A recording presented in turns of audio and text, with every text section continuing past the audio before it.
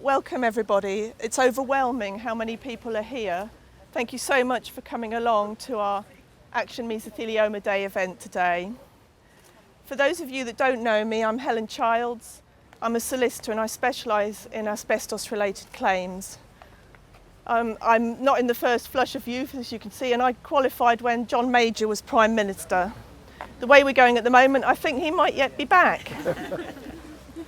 The solicitors in my team and I have had the most enormous privilege and pleasure of meeting some of you in our professional lives in the most difficult of circumstances, because you or your loved ones have been diagnosed with mesothelioma. As you know, mesothelioma is an asbestos-related cancer, and sadly the incidence of it continues to rise. It can develop decades after exposure to asbestos. The use of asbestos in the UK was one of the highest in the world, so we bear a disproportionate burden of asbestos-related illnesses. Many years after it was banned, people are still being affected. As well as the UK bearing a disproportionate burden, Swindon, with its proud industrial heritage, also bears a heavy burden of asbestos-related illnesses. As you know, Swindon was the home of the railway works. The use of asbestos was so widespread that even today 80% of schools are thought to contain asbestos, and it's probably still present in most buildings built or renovated at any time between the 1930s and 1970s, including hospitals, shops, offices, homes and large public buildings like the Houses of Parliament and the Royal Courts of Justice. As a result, those who find themselves affected by mesothelioma come from absolutely any walk of life. From people who've worked in heavy industry like pipe fitters, laggers and welders, builders and construction workers, through school teachers, post office workers, engineers, doctors, nurses, lorry drivers, scientists, journalists. The list is absolutely endless. It's even recently affected police officers and security guards who went to the rescue of those affected by the IRA bombs in Brighton and Manchester. None of us can think that we are immune to this potential illness affecting us. When it does happen, it's really important that you've got support. You'll want the best possible medical care. Here in Oxford, Bath, Swindon, we're blessed to have expert doctors and nurses who are driven to give you the best possible care. We've also got an excellent hospice here in Swindon. But sadly, the quality of care does vary across the country, and we welcome the efforts of the British Thoracic Oncology Group, the Lung Cancer Forum for Nurses and Mesothelioma UK to ensure that there's uniform care across the country, so your treatment doesn't depend on a postcode lottery. You'll also want to know that progress is being made towards treatment and a cure. The government pledged £5 million seed funding towards mesothelioma research, but I really hope that the current political and economic uncertainty doesn't mean that the opportunity for this seed funding to generate the tremendous research that it should is lost or delayed. 2,500 people every year are diagnosed with mesothelioma in the UK, and they deserve the very, very best. They deserve expert legal advice about the possibility of compensation so that you can put money worries to one side and just concentrate on getting the best from your treatment and the best quality of life. You need to check out the credentials of a lawyer who's recommended to you, and there's no better place to start than the Mesothelioma UK website. You might find it's daunting to seek legal advice, but we don't bite. But because we appreciate it's daunting, we've set up an informal drop-in session once a month, first Wednesday of every month here in Swindon. We'll be happy to give you the details. All are welcome. Similarly, we've set up a support group once a month. It's intended to be very sociable and so for you to build a network of people who've been through the same issues that you're now facing. Again, all are welcome. I mentioned earlier it's been our privilege and pleasure to meet many of you in our professional lives. We never cease to be humbled by the dignity and humour with which you and your loved ones face the most difficult of circumstances. Often when somebody is diagnosed with this illness, their primary concern is not for themselves, it's to make sure that their family's future is secure. Action Mesothelioma Day is an annual event. We're here to support those of you who've lost loved ones to mesothelioma and those of you who are fighting your own mesothelioma battle now.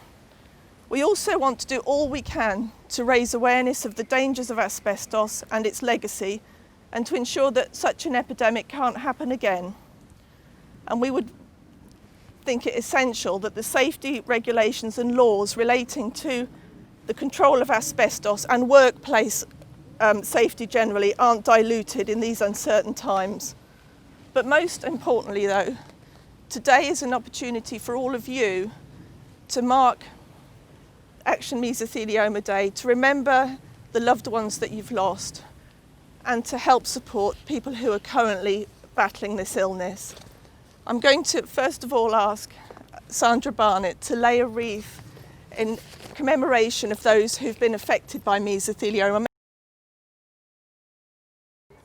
Today we gather to celebrate Mesothelioma Day, and there's events happening all around the country, but particularly I think it's so apt for Swindon, where mesothelioma actually became known as the Swindon disease. Obviously it's a much wider thing than that. Indeed, my own father-in-law died from mesothelioma, and he worked in the construction industry, actually lagging pipes with asbestos. So it's one of those diseases that affects so many people. Mesothelioma is the cancer of the lining of the lung caused by exposure to asbestos, but it can lie dormant for 40 years. It's a strange disease. There is no cure, and the UK has the highest mesothelioma mortality rate in the world. 2016 is a very significant year for our town. It marks 175 years since the creation of the Great Western Railway Works. And it's part of that actually we celebrate in Swindon. Through our heritage there, it's got a great legacy. We actually have the railway works, which has now become the outlet village. We have the railway village where people live, the Milton Road swimming baths. We actually even have the Medical Fund Centre, which is probably gave the idea about the National Health Service. We have a great deal of a great legacy in our town. And it's a theme that goes through many people. One of the gardeners here is a chap called Eddie Bradley. Now he worked in the Great Railway Works, his father worked in the Great Railway Works, his grandfather worked in the Great Railway Works, and so did all his uncles. It's a family thing. There was 3 generations in his family, but that is not uncommon. It is one of those things I think we accept in Swindon. The works were part of Swindon life. Swindon was a railway town and a successful one and proud. But there's also a sad legacy about the railway works, all associated with the use of asbestos.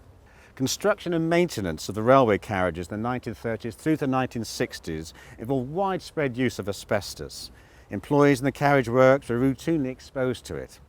And we compare this today, if we treat an asbestos outbreak in a town, in a building, we close the road down, we get people in special suits, we go through health and safety procedures, and we actually dispose of it correctly and safely. That never happened in those days. It never was seen as a safety hazard. Things have changed so dramatically. Now, George Churchwood was one of the great Western Railway engineers and actually a manager of the railway works. And he became the first mayor of Swindon in 1900. And it was so moving today that we have Sandra here, who was actually the wife of Rex Barnett. He was actually the last mayor to actually have worked in the railway works. And he died through mesothelioma, the Swindon disease. And I know personally, if anybody knew Rex, he's probably one of the most favourite mayors that ever was of Swindon. And I was the mayor of Swindon all the way back in 2003. And one of my most treasured moments was actually opening this garden we see here, the Mesothelioma Garden. But where the money came from wasn't from the council, but rather from people who actually heard about it and wanted to actually have a permanent monument about how mesothelioma affected Swindon and the people who died from it. So this is down the creation of the people. So it's good we're here today to celebrate. And I remember when I actually did the opening ceremony, actually there was a ribbon to cut, but I didn't cut it. I actually gave it to some of the people here because they were directly affected by it. Their family, their friends had probably died through it. So they actually cut the ribbon, not myself as mayor. I mean, interesting enough, we have a lot of anniversaries this year. In 2016, it's the 400th year anniversary of the death of William Shakespeare, definitely our nation's greatest poet and playwright. Now we actually have some words from William Shakespeare actually placed on the monument here. And I think they're very apt. I will repeat them here, but well worth looking at them to remember them as well. They come from Sonnet 30, and they're the last two lines. But if the while I think on thee, dear friend, all losses are restored and sorrows end. Thank you. Here we go. Watch them.